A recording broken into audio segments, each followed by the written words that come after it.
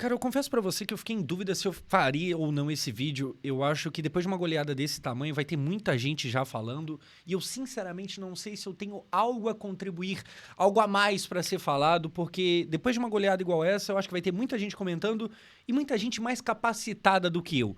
Mas, pô, não é todo dia que alguém mete 8-0 no Brasileirão. Na verdade, essa é agora a maior goleada da história do Brasileirão de pontos corridos. Então eu decidi vir aqui só falar algumas coisas. Hoje a gente não tem a TV, eu tô aqui no meu setup de gravação de live, então a gente nem vai ter os lances. Eu vou realmente só trocar uma ideia. Porque é assustador o que o Flamengo faz. O Flamengo mete 8-0 no Vitória, que é um time que estava na zona de rebaixamento, mas não é o Sport, por exemplo. E aí eu falo isso aqui não querendo, pô, jogar o Sport pra merda, mas o Sport, querendo ou não, ele é o saco de pancadas do campeonato. E aí, se fosse contra o Sport, você até entenderia um pouquinho ali melhor. Não que o Vitória seja um grandioso time, mas, cara, é 8-0. E é 8-0 de forma assustadora. Porque assim, vamos começar do começo. Eu vou puxar aqui o celular, e aí, basicamente, o elenco do Flamengo, que, porra, correndo o risco de ser muito repetitivo e muito elogioso, o elenco é muito bom. E aí a gente tem o elenco aqui, eu tô com na mão aqui, Rossi, Varela, Léo Ortiz, Léo Pereira, Alexandro, Jorginho, Sal, Arrascaeta, Plata, Lino e Pedro. Esse era o time titular. É assustador. Isso aqui na América Latina, jogando o Campeonato Brasileiro, é absurdo. A gente tem aqui no Brasil, no geral, é o Palmeiras que tenta fazer frente ao Flamengo e cada ano tem um ou outro ali. Então, ano passado foi o Botafogo, que foi campeão brasileiro. Esse ano o Cruzeiro tenta e eu acho o time titular do Cruzeiro muito bom, só que só o titular. E isso é problemático. E aí que tá o grande trunfo do Flamengo. O titular é ótimo, o reserva também é muito bom. Cara, é assustador. E aí, como é que é o jogo? Eu tô aqui com a lista de quem fez o gol em cada momento. A gente tem aos 2 minutos do primeiro tempo Samuel Lino, aos 3, Pedro. E assim começa 2-0 com 3 minutos de jogo. Cara, é absurdo. Assim, ao tomar 2-0, o Vitória tenta abrir mais o time para tentar sair para ver se empata. E isso não é uma percepção minha, não foi eu que reparei isso, é o Kaiser que fala depois do jogo, que, pô, depois de tomar 2-0 estando na zona, a gente teve que sair um pouco mais, e aí acaba que abre ainda mais o time para tomar uma goleada. E aí, aos 34, o Arrascaeta, com uma assistência do Lino, o Arrascaeta faz o terceiro gol e termina o primeiro tempo. Cara, vamos começar com Lino e Pedro deveriam estar na seleção? Talvez sim. Eu falei no meu vídeo de hoje da convocação que o Pedro se auto-atrapalhou. Porque o Pedro ele foi maltratado pela diretoria, não pelo Felipe Luiz. Eu sigo achando que a postura do Felipe Luiz não tem muito que ser comentada, tá ligado? Eu acho que tem gente que acha que foi errado, que foi exagerado. O Pedro falou isso, que ele foi exposto. E eu acho que não, eu acho que... Eu admiro a postura do Felipe Luiz, a postura da diretoria não. E aí, por causa de todas essas tretas e problemadas, eu acho que o Pedro acabou colocando um passo pra fora, um pé fora da seleção, e eu culpo isso, a treta, a polêmica e não o futebol, porque o futebol do Pedro é muito bom. Cara, eu acho o Pedro um atacante, assim, absurdo. Muito bom mesmo. A ponto de, quando começou a ter aquela polêmica de Felipe Luiz, Pedro afastado, Pedro nem relacionado, parecia que tinha chance do Pedro não continuar sendo um jogador do Flamengo.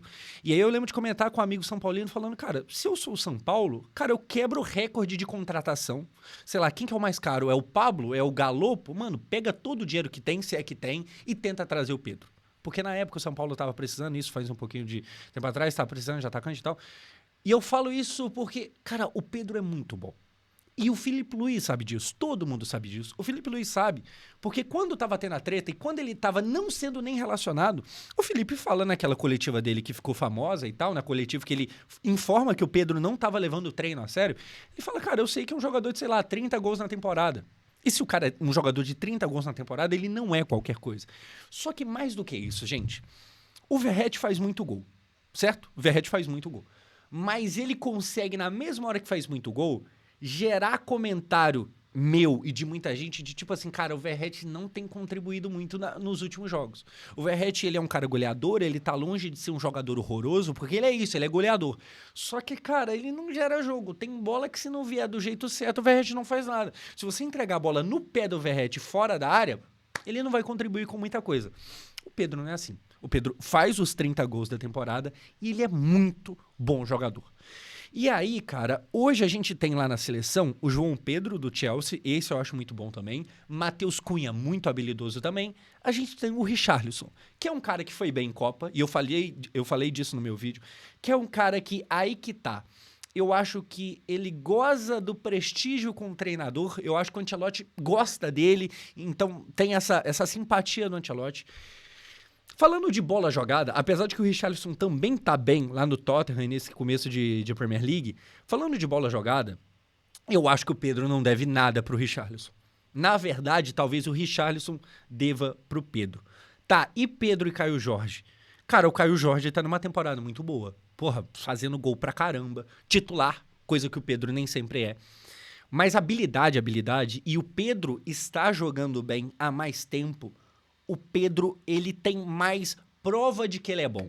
O Caio Jorge, não tem nenhuma temporada jogando bem, porque o ano ainda não acabou, a gente tá no mês 8.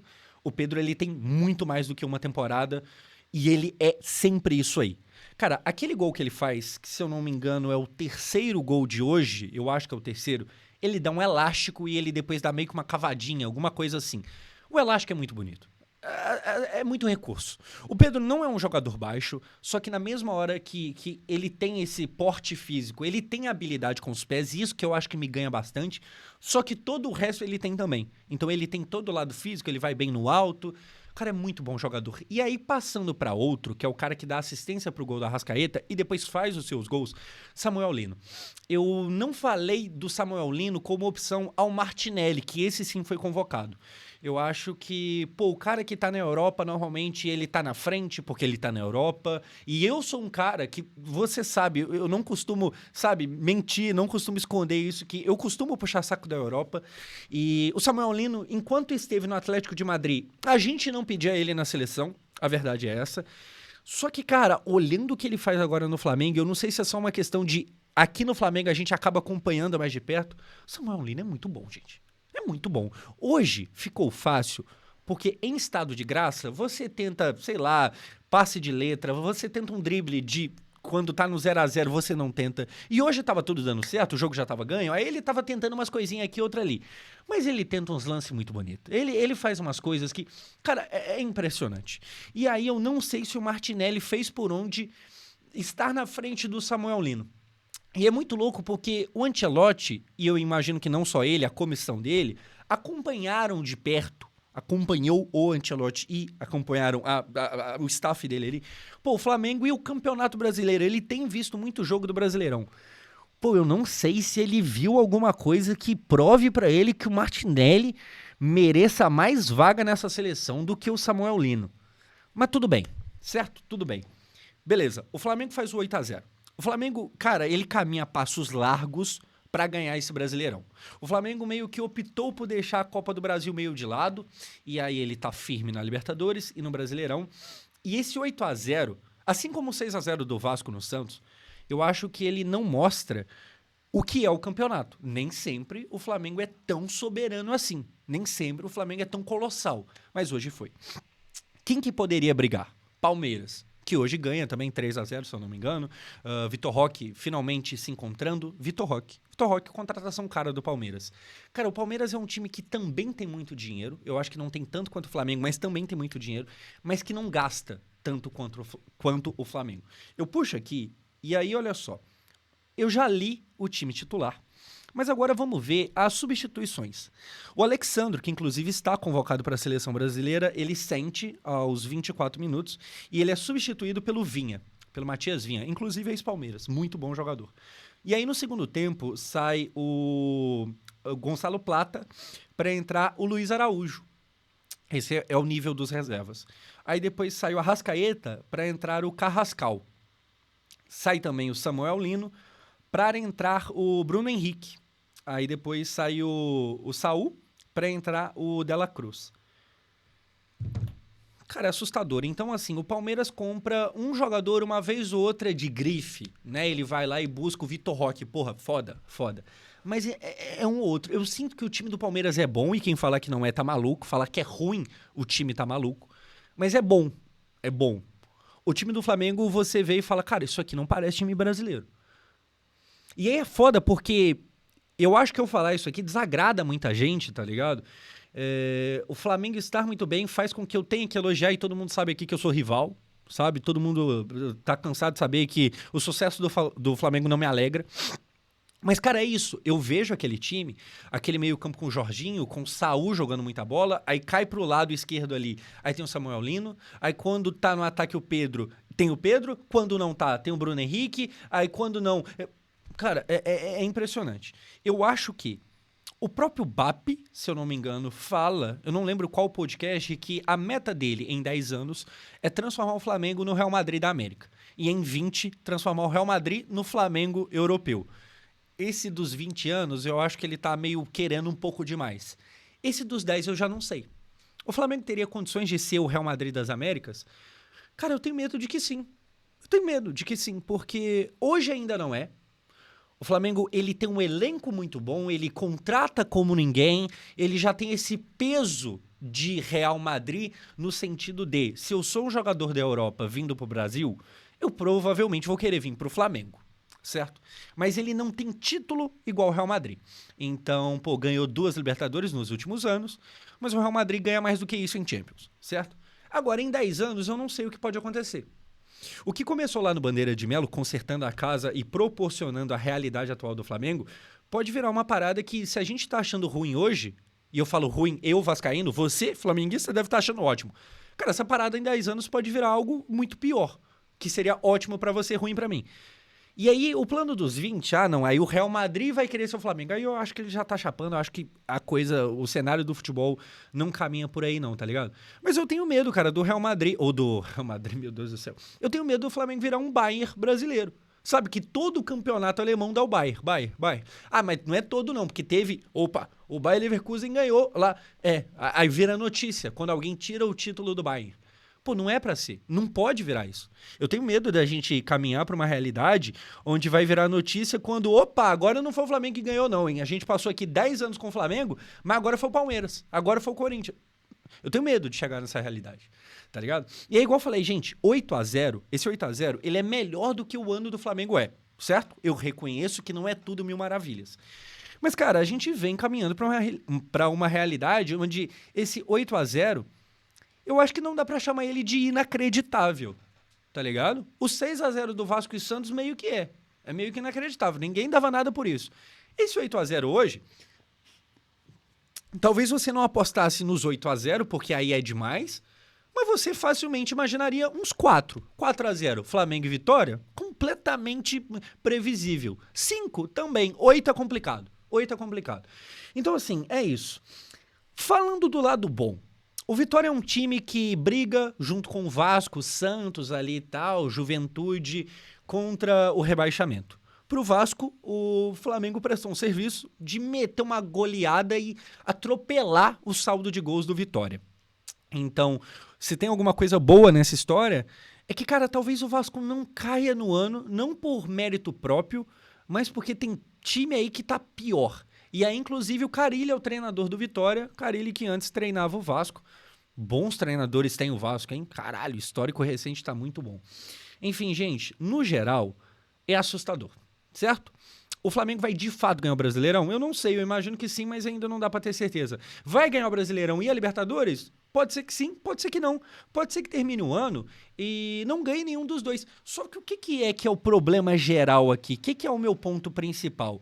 A parada é que, se não ganhar nem Brasileirão nem Libertadores, se não ganhar nenhum dos dois, é tido como decepção. Porque o padrão esperado é pelo menos um. E se ganhar os dois, não é tão fora da curva assim. Ainda é um pouco fora da curva, porque na história do futebol brasileiro, se eu não me engano, só 3 times ganharam Brasileirão e Libertadores no mesmo ano. O Flamengo é um deles, em 2019, o Santos do Pelé é outro e o Botafogo ano passado. Então, assim, em não sei quantos anos de futebol brasileiro, só 3 vezes isso aconteceu. Então, pô, não dá pra falar que é completamente esperável que o Flamengo vai ganhar as 2 competições. O problema é que, se só ganhar uma, ou se não ganhar nenhuma das duas, normalmente, provavelmente, ano que vem pra brigar pelas 2 de novo. E esse que é o B.O. Porque, igual, o Vasco, vamos supor que o Vasco vai lá e termina esse ano, mano, sendo copeiro nível máximo, vai lá e ganha uma Copa do Brasil. Então, assim, vamos supor que seria um final de ano ótimo pro Vasco, ele não cai no Brasileirão, vamos supor ali que ele termina em 13º no Brasileirão e ganha a Copa do Brasil. Pô, muito bom, muito bom. Mas você concorda comigo que isso seria um ponto fora da curva? Que se o Vasco ganhar a Copa do Brasil, apesar de ser ótimo, não tem garantia nenhuma de que no ano que vem a gente não vai de novo brigar contra o rebaixamento? E esse que é o problema. Tipo assim, o Vasco ganhar um campeonato grande hoje, uma Copa do Brasil, por exemplo, pode ser mais um acaso do que resultado de trabalho. O Flamengo é resultado de trabalho. Como eu falei, começou lá no Bandeira de Melo e a gente Vasco precisa do nosso Bandeira de Melo, de passar por esse processo e tal. Cara, o Flamengo hoje, se ganhar as duas coisas, é resultado de trabalho. Se não ganhar, ele vem pra tentar ganhar tudo de novo ano que vem. É foda. Enfim, como vascaíno é um vídeo merda de se fazer, certo? É atestar a grandeza atual do rival. Mas a realidade é essa. Pedrinho, dono do Cruzeiro, vou repetir aqui o pedido do Casemiro. Contrata banco, reforça o time. Leila, solta o escorpião do bolso, porque senão não dá. Senão não dá. Assim, eu acho que o Palmeiras hoje... Pô, eu não sei se é uma análise meio furada, porque eu não sou palmeirense, eu não vejo tudo que acontece lá, mas eu sinto que o Palmeiras talvez meio que, cara, se escora muito no Abel, entrega um time pra ele que é bom, mas não é ótimo, e espera com que ele tire o melhor daquele time lá. A impressão que eu tenho é essa, tá ligado? Eu acho que eles não teriam coragem de demitir o Abel, porque se demitir o Abel, que é o cara que traz resultado, aí eles vão ter que se mover. Porque o próximo cara talvez não vai entregar tanto quanto o português. E aí vai ficar difícil. Então eu acho que o Abel não sai tão fácil. O que, se essa minha análise não tiver errada, e pode ser que ela esteja, mas se não tiver, é um pouco de covardia. A gente até reforça hora ou outra, mas na verdade deixa o português ali e vamos ver o que ele consegue tirar.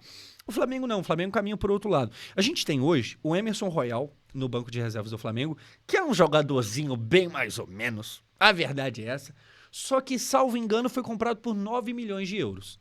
Então, assim, o Flamengo se dá ao luxo de ter no seu banco de reservas alguém que estava na Europa, que estava indo para a Turquia, se eu não me engano, que o Flamengo vai lá, atravessa a contratação e traz. E esse cara, ele tá no banco e a torcida nem precisa reclamar que ele tá no banco. Porque, tipo assim, tem gente para jogar no lugar dele. Pô, se ele não tá dando tão certo, tem outros que dão. E boa, e segue a vida. E aí, falando em contratação que tá aqui, mas não deveria... Gente, o Lino tem o quê? 25 anos? 26? O Lino está no Brasil, jogando aqui no Flamengo. O Lino facilmente poderia estar na Europa. Facilmente. E eu acho que não era nem da Turquia. Eu acho que é em lugar melhor do que a Turquia. E ele tá aqui no Flamengo. Enfim, tudo isso aqui para falar que esse 8-0, ele assusta, apesar dele não refletir exatamente o ano, mas o que mais me pega é que isso é resultado de trabalho de muito tempo. Isso não é acaso. O projeto Flamengo é um projeto que já é bom e se bobear fica melhor ao longo do tempo. O tempo joga de forma favorável ao Flamengo, ao contrário do que acontece com muitos times, inclusive o meu. É complicado. Enfim, videozinho diferente aqui, mais trocando ideia. É isso, eu sou Josão. Se você gostou aqui, se inscreva. Na Libertadores eu devo tratar ali mais de perto do time, e aí sim a gente vai ver lance a lance. Se eu fosse ver e mostrar lance a lance desse jogo aqui, isso aqui não seria um vídeo, seria uma série na Netflix com 2 temporadas. É nóis, pessoal. Obrigado e se inscreva aí se você gostou e ainda não conhecia o canal. Valeu, valeu.